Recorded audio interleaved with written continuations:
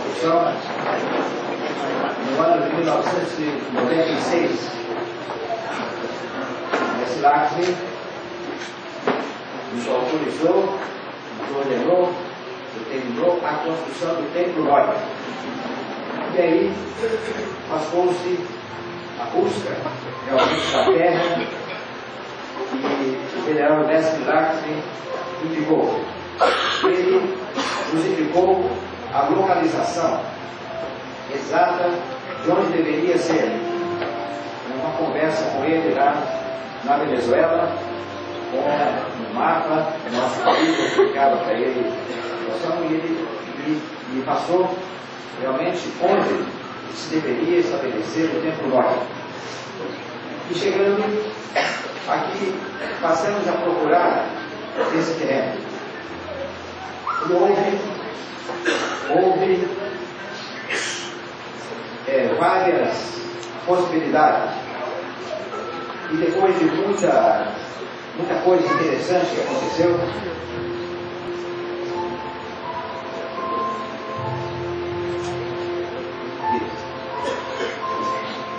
então, para que essa terra fosse adquirida, aconteceu muita coisa interessante. Porque o dono da terra não queria fazer o negócio. Ele queria um dinheiro de volta, que nós não tínhamos. Mas, aí arrumamos, que havia várias opções. Aí abrimos uma outra opção de uma terra aqui mais para cima, dentro dessa mesma área. E aí, não havendo nenhuma opção, começou a demorar muito, resolvemos então fechar o negócio com a terra lá de cima. E por acaso, né, entre aspas, não sei por que aconteceu isso, foi feito um contrato. Para fazer esse contrato, a pessoa foi no escritório. Esse escritório que presta serviço. E justamente lá estava o dono dessa terra. E aí, a pessoa que estava fazendo o contrato, ele falou assim: olha, o coronel fechou o negócio com o cara lá de cima. Eu, não, eu vou fechar com ele.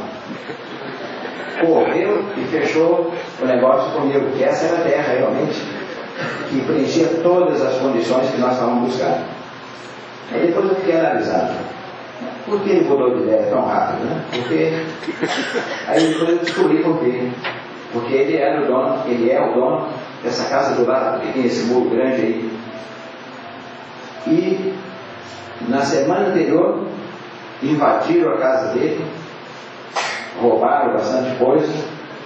Ele deu parte na polícia, só que essa região que é muito violenta. Depois ele não tinha mais condições de ficar aí. Aí rapidamente vendeu para poder ir embora. Então são coisas assim que... Hein? Pois é, então são as circunstâncias que vão obrigando ele a entregar, né? Ele não queria entregar, mas deram uma forçadinha e ele entregou a terra. Então, aí, essa é a área quando nós chegamos aqui. São algumas pessoas aí que estavam aqui já. Isolei de Alexandre.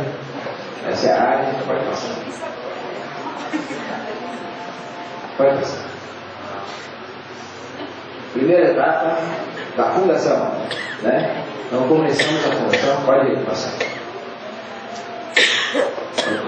Isso que está sendo mostrado é a fundação da anticâmara, não é do templo.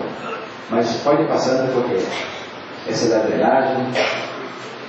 Ficou um pouco fora de ordem, mas isso aí foi então quando começou a perfuração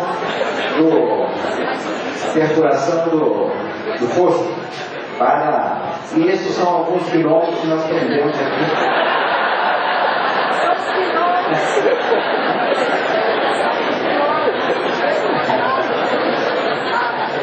Então, aí começou a escavação. 8 quilômetros. Tinha muito quilômetro aqui, então nós tivemos que prender vários. Esse é o João. Né? E aí aconteceu uma coisa, nós começamos a escavar o buraco para construiu o templo, virou uma piscina. Então essa piscina dava água aqui pela mais de 1,5 metro, mais ou menos de água. Dava para nadar, mergulhar. Então foi necessário fazer uma drenagem.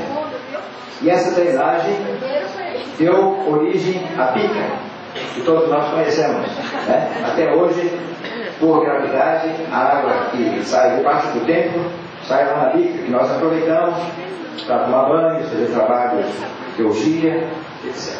Mas isso para que tenha uma ideia da quantidade de água, né? Essa máquina também foi algo muito interessante. É interessante entender como que as coisas são dirigidas realmente.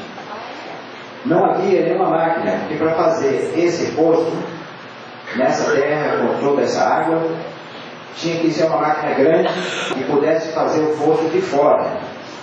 Porque não dá para o trator entrar lá dentro porque ele não sai, né? Então tinha que ser uma máquina grande.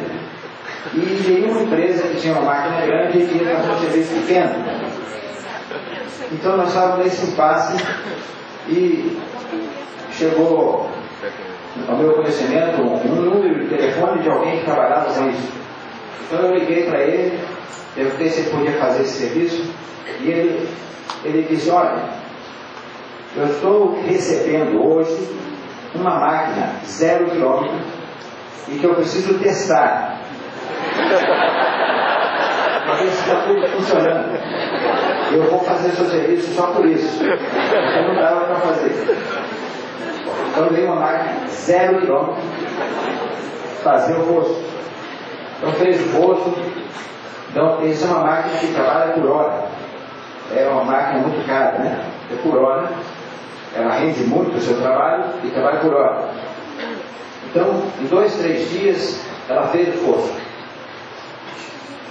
E aí, tinha que fazer, depois que vimos o problema da água, tivemos que fazer uma valeta para poder já fazer a drenagem. Então, nós falamos para fazer só uma parte da valeta, que era a parte mais profunda, né? E dispensamos a máquina, porque é por hora, pois, né? Então aconteceu algo interessante, que a máquina foi colocada aqui, porque para transportar a máquina tem que ter uma carreta, ela não se desloca rodando. Então a máquina ficou aí e nós continuamos trabalhando. Ela ficou guardada aí. Então é uma máquina que, quando ela trabalha por hora, e tem muito serviço, ela é muito requisitada. Então, o pessoal não deixa ela parar. Mas ela ficou parada aí. E nós começamos a trabalhar. E começamos a fazer a valeta na mão. Para economizar um pouco, nós vamos fazer na mão. Olha lá, Até na mão do Vinícius, ó. Ele está de pé, assim. Então, mas aconteceu algo interessante, porque começamos a cavar a valeta. Quando começamos a cavar a valeta, nós chegamos à conclusão que não era possível. Na mão não dava, porque inclusive a gente chamava essa valeta de Vala-me Deus. Mas quando nós concluímos que não dava para fazer na mão, nós olhamos, a máquina estava ali. Aí liguei para o senhor: escuta, daí para terminar de fazer a valeta para nós. Ele falou: olha, eu vou aproveitar que o operador está indo aí buscar a máquina. Ele vai fazer para você e já vai sair. Então eu ficava analisando como que a Guarda Branca é paciente. Segurou a máquina aí mais de uma semana para ela terminar o serviço, porque eles sabiam com toda certeza que a gente não ia conseguir fazer nada. Segurou a máquina. O dia que nós chegamos a essa conclusão, ligamos para ele e falou: olha, o operador está indo aí buscar a máquina, eu vou falar para ele já fazer teu serviço. Fez e já foi embora. Então uma coisa assim que realmente chama a atenção, né? E aí, pode passar. Isso aí é onde é o fosso, o buraco onde foi construído o templo. E aí a saída da água, antes da drenagem. Pode passar. Olha, A gente trabalhava, mas se divertia também. O maestro disse que era de aquário. Então, e aí são mais alguns fenômenos que nós aprendemos aí, que tinha muito. Aí também dá para ver algumas pessoas que trabalharam aqui arduamente. Naquela época muita gente tinha, no caso ali, ó, no caso de eu, naquele tempo ainda tinha cabelo, usava bigode, vai passar. Uma confraternização, essa confraternização era na casa ali desse vizinho que era o dono aqui, e que a gente alugou e a gente morava lá. Pode passar. Então aí é o trabalho na bala de Deus, né? Então, fazendo a drenagem, pode passar. Pode passar. Aí a construção do templo, propriamente dito, depois da drenagem, então se secou, né? Criou condições de trabalho, foram feitas fundações e pode passar. Visto de cima, ali são vigas de travamento do subsolo, né? Embaixo, para que ela não feche embaixo. E a construção subterrânea ela tem outras pressões que em cima não tem, né? A terra, a água, força embaixo, tem que ter vigas de travamento. Então, são vigas de travamento, pode passar. Aí são mais alguns fenômenos.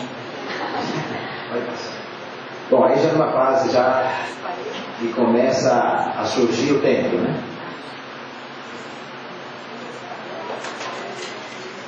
Engraçado que tinha o pessoal que construiu o templo foram nós mesmos, né? Aquela equipe que estava ali, que estava trabalhando. E foram criados vários processos. Então, o Vinícius, ele sempre gostou de trabalhar industrialmente. Então ele pegava a parede, ele assentava mais de 1.500 tijolos por dia. A parede aparecia de um dia para o outro. Não tinha nada, de repente estava pronto a parede. Então, e outros também, todo mundo trabalhava nesse ritmo. É um ritmo realmente que naturalmente a gente trabalhava madrugada e era direto. Então, foi deixada uma abertura justamente para entrar o guindaste com a pedra do altar. O altar é bem desse lado de cá. Pode passar. Esse é o nosso irmão Marcos de Mesquita, que naquela época integrava a nossa instituição e que também ajudou muito aí lá. Pode passar. Esse aí é o gnomo maior, é o Valdir, irmão Valdir, na construção do túnel, né? Já apareceu aí a base do túnel, pode passar, o túnel, né? São aspectos aí Então nós vemos aqui essa parte aqui da coluna já aqui embora, já pronta, preparando aí a ferragem para colocar a laje. Então, resolvi te contar alguma coisa aqui daí. Depois que estava assim, antes, uma parede mais baixa, nós fazíamos as runas aí. Mas aqui tinha muitas cobras, muitas. E aí nós estávamos fazendo as runas madrugada lá. E não sei, a alva passou, eu abri o olho. E as duas cobras passando. E todo mundo.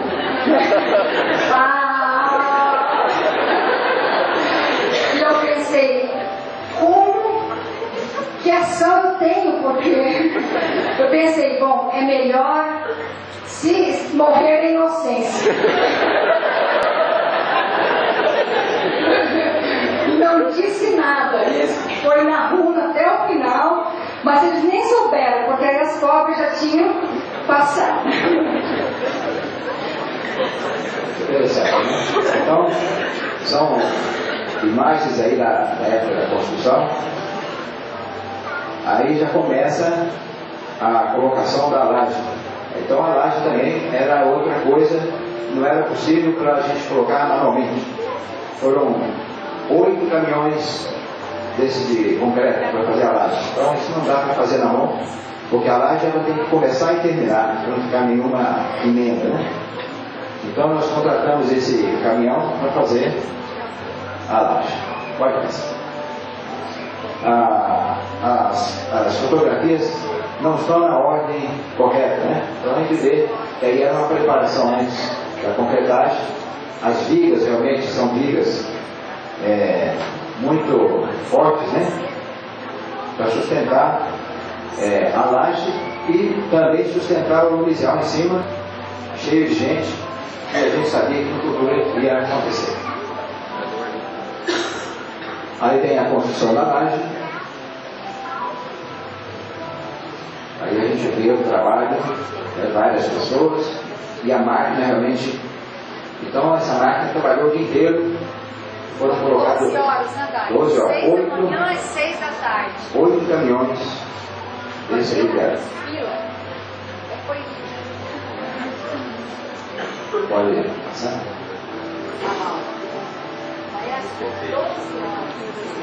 Pode.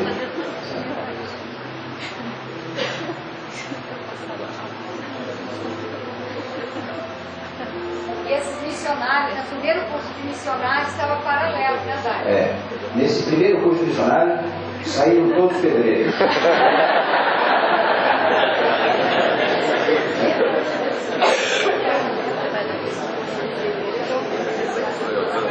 As colunas do templo, aquela pessoa lá, todo mundo conhece, né? Vai começar. Bom, aí nós temos já. Então, o túnel, né, a saída do túnel, não tinha ainda a saída do túnel, a entrada do templo apareceu do nada, né? Então aí é onde foi construída as câmaras. As casas eram assim, né, Dai? Os missionários só tinha barraca. Aí a construção da anticâmara.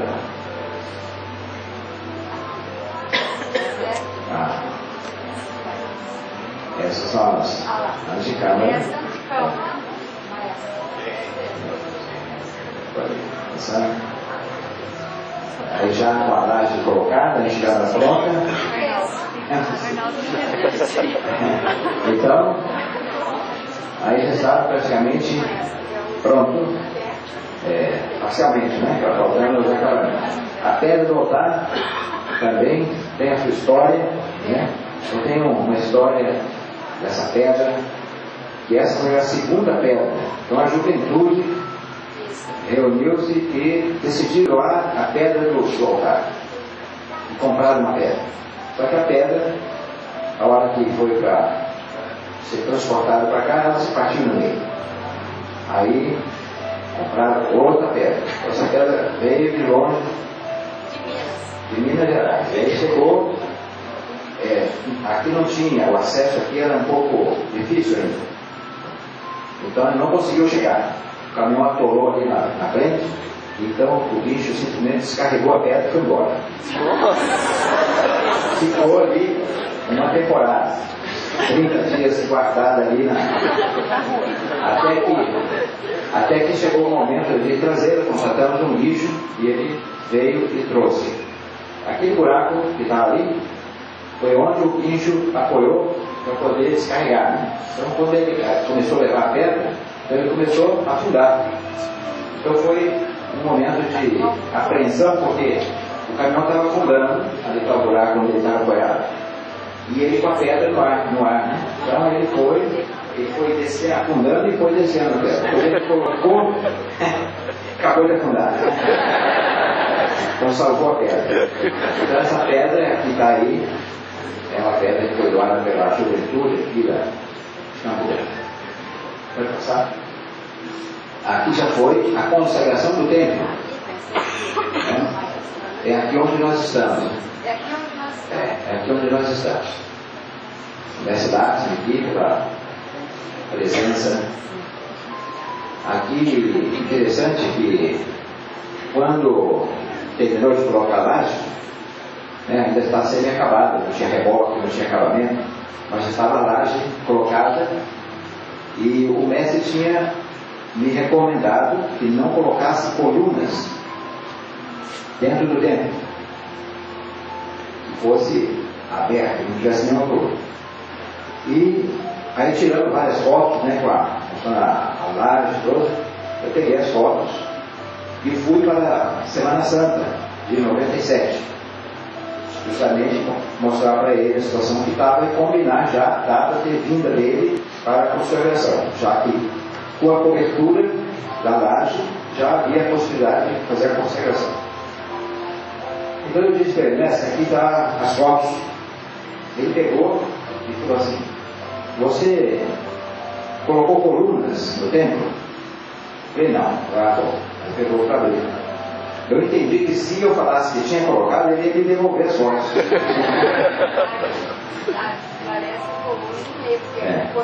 Coluna, a coluna é aquilo que apoia no centro, né, para diminuir o tamanho das vigas. Por isso essas vigas eram tão grandes, porque não podia ter colunas no meio de apoio, né? Então, muitas vezes a pessoa confunde ter coluna com a viga. Então a coluna é aquela que apoia. E aqui, depois que o mestre se certificou que não tinha colunas, então combinamos, e ele veio para o dia mês de maio, dia 19, para a consagração. E foi feito antes uma convivência. Então aí já estávamos na convivência. Aí já no dia, já na preparação da entrada, né, já colocando a vestimenta aqui nesse lugar, pode passar. Pode passar. Muito salmédio.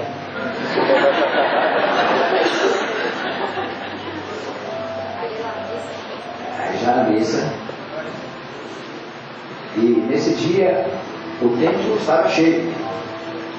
Em quase tinha uns 300 pessoas.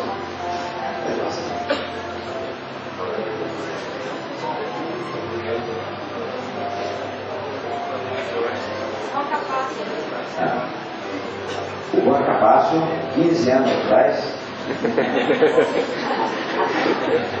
Hoje está um pouco diferente. Vai passando. Então aí foi. Pode passando. Aí está o nosso guia, o Gabriel Nessa dos Alba, que oficiaram e realizaram o ritual de consagração do templo. Pode passando.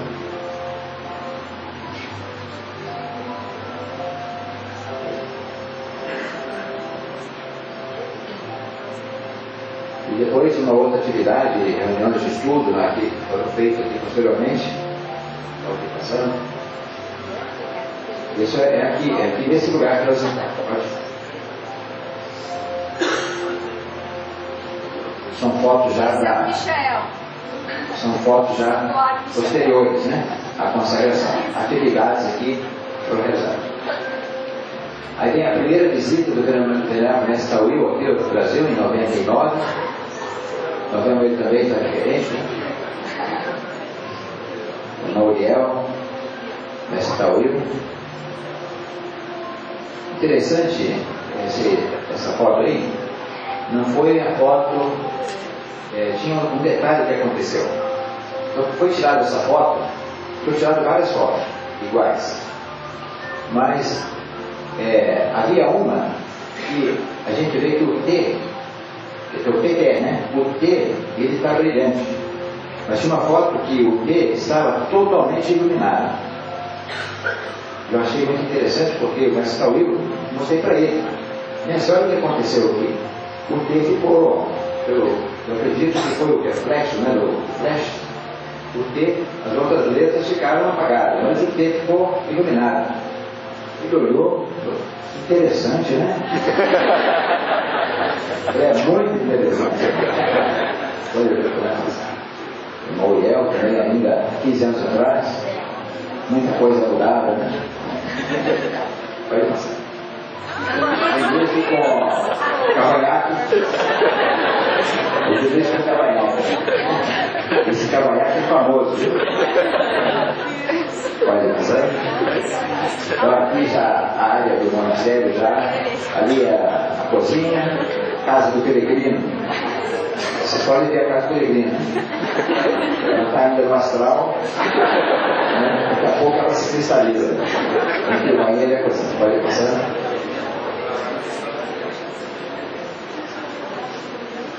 Colaboradores, em dia de mutirão, convocar as pessoas para poder fazer algum trabalho. Nós estamos vendo ali também o Ramon, né? 15 anos atrás, está diferente, o João e outros. Mestre Tauril, a segunda visita dele veio em 2001 também. Irmã Satúria.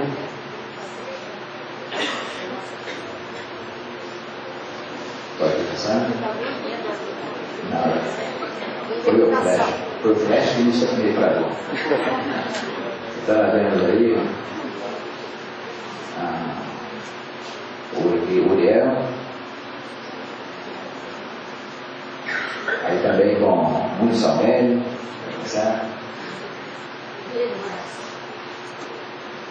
Pode passar. Aí é o nosso irmão Eduardo Setembrino, núncio apostólico do Brasil, na ocasião, estava aqui presente. E aí foi uma apresentação das 8 virtudes da mãe, na ocasião da visita do venerável Mestre Tauril. Foi uma apresentação muito bonita. Pode passar. Aí, o Marivaldo, essa fotografia foi tirada no Japão. Bairro da Liberdade, né, que havia os enfeites. Quando chegou aí, o mestre olhou tudo aquela, né, aqueles enfeites, tudo lá é como no Japão. E ele olhou e falou assim: estamos no Japão. Sim, mas. Então, aí o Moisés Marques também, a sua visita aqui, pode passar. Pode passar. O irmão Moisés Marques, ele gosta muito de Tururu. Ele chama de garçom soldado. É um termo lá da região dos Llanos, lá da Venezuela. Então, como nós fomos a Corumbá, então no caminho tinha uma lagoa que tinha mais de 500 tururu. Então nós paramos lá para ele. Então ele dizia que até ele comia tururu. E ele até me ensinou como é que pega o tururu. É uma técnica. Para comer. Então é interessante que tem uma técnica. Interessante que ele me ensinou tudo, mas ainda não apliquei. Aí o mestre Lakshmi, justamente nesse momento, falando sobre as virtudes, os dons do templo Moria. Cada templo tem as suas virtudes, seus dons. Por exemplo, o templo Lume de Lume, as virtudes, os dons do templo Rei Lume de Lume, são aquelas virtudes dos logos planetários. Então, por exemplo, o amor, então, é uma das virtudes do templo. Poder, justiça. Então, essas são as virtudes e os dons do templo Rei Lume de Lume. E do templo Moria, nos dizia o mestre Lakshmi, que era amor, saúde, pão, liberdade, felicidade, sabedoria e compreensão. E ele dizia: quando vocês pensarem nisso, lembrem-se do templo Moria. E se a gente analisar, se tivermos essas 7 virtudes, o que mais nós podemos pedir a Deus? Então, muito interessante a gente saber, porque nós podemos, estando integrados com o templo, receber esses dons. Podemos pedir e ele nos dá. É necessário que a pessoa tenha realmente uma integração, uma harmonia com o templo, para poder realmente receber. Está aí para todos, disponíveis. Porém, cada um pega aquilo que pode. Então, é um tesouro que está aí à disposição de todos. E cada um pode